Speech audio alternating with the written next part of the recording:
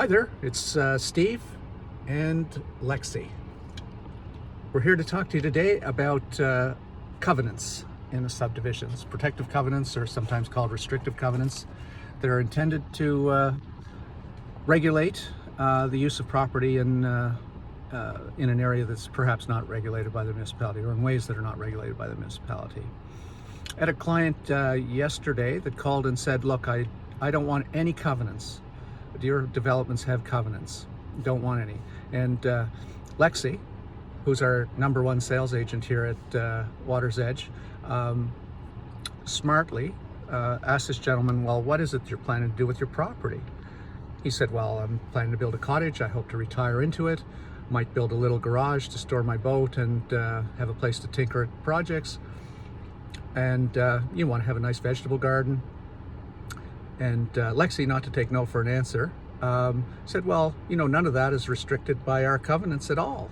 That's exactly what we're looking for in our developments, and we're trying to ensure that that is what people do. So the question for this fellow was really, well, how would you feel if your neighbor was to start a 24-hour-a-day sawmill? Well, he wouldn't like it.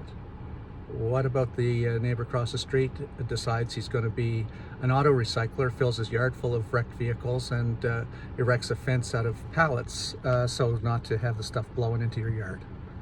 Well, that would detract from the value of my property. You wouldn't like it. Pig farm, same thing. Don't want it. It's gonna smell and bother me. So in an area that has no covenants, if your property doesn't have covenants, probably your neighbors don't either, that's possible. So really, this gentleman wanted covenants. He just wanted covenants that didn't do anything that interfered with the style of life that he wanted. So the key is not to ask whether there are or aren't covenants. That's not the decision. The key is to really read the covenants and see what it's restricting, what it's requiring of you.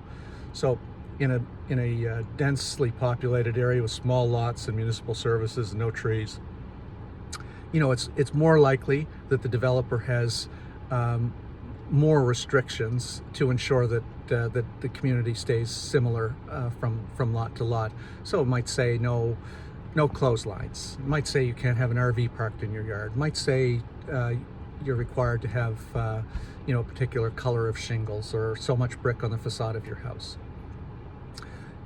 Out in rural areas, bigger lots, those restrictions are not necessary. You can't see your neighbor can't see you, you have privacy.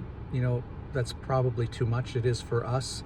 So what we try to do with our covenants is to ensure that we don't have some of those businesses that you mentioned next door to you, that you're not doing things that are aggravating to your neighbors, and they're not to you.